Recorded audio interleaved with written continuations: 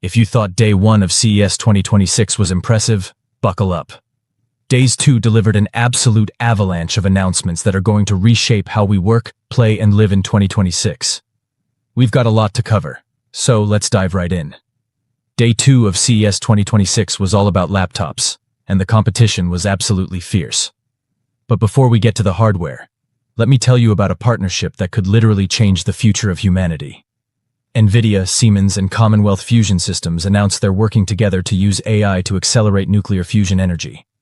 Commonwealth is building a prototype fusion power plant called Spark in Massachusetts, which is already 70% complete.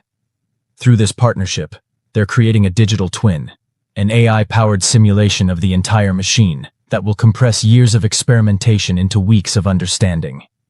Their first commercial fusion plant, called ARC, is planned to connect to the power grid in the early 2030s.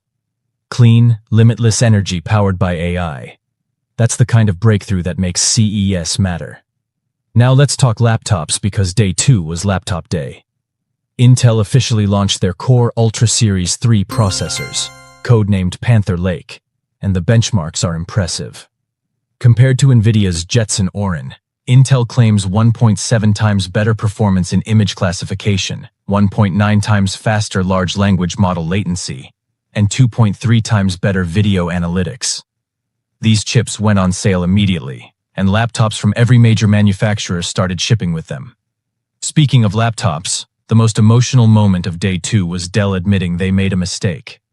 Last year, they killed the beloved XPS brand and renamed everything premium. The internet revolted. At CES 2026, Dell literally said we're getting back to our roots, and unveiled the new XPS 14 and XPS 16.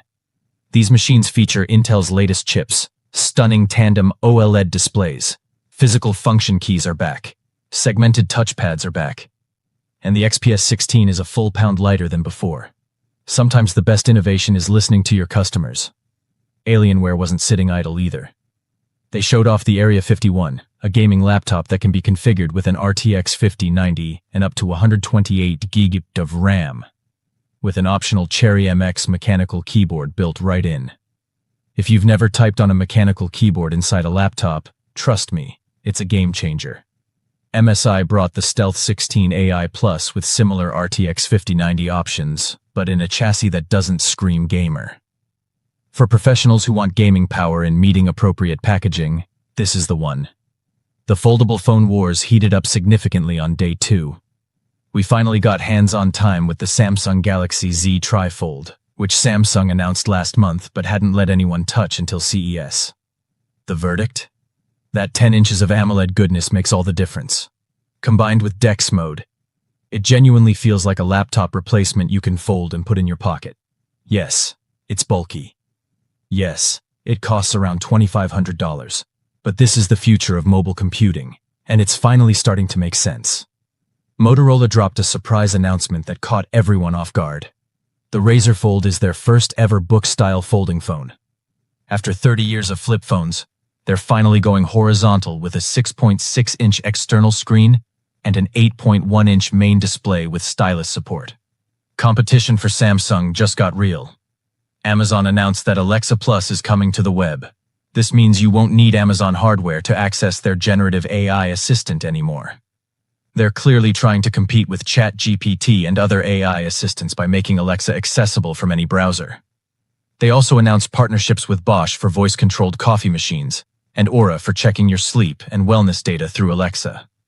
One of the most spectacular concepts came from Lenovo. The Legion Pro rollable gaming laptop starts as a normal 16-inch display, but can physically expand all the way up to 23.8 inches.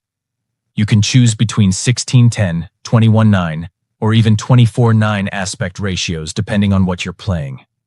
Imagine racing games or flight simulators on a screen that wide. It looks ungainly when fully deployed. But this is the kind of wild innovation that makes CES exciting. CES Foundry officially opened on Day 2, creating a dedicated space for AI and quantum computing breakthroughs. White House Science and Technology Director Michael Kratsios spoke about America's AI leadership, and companies from IBM to NVIDIA showcased their latest developments. The message was clear: AI isn't just coming. That's the kind of innovation that actually changes people's lives. If you're enjoying this CES coverage, make sure you subscribe to AI Perspective. Drop a comment and let me know which announcement from day 2 excited you the most. Thanks for watching, and I'll see you in the next one.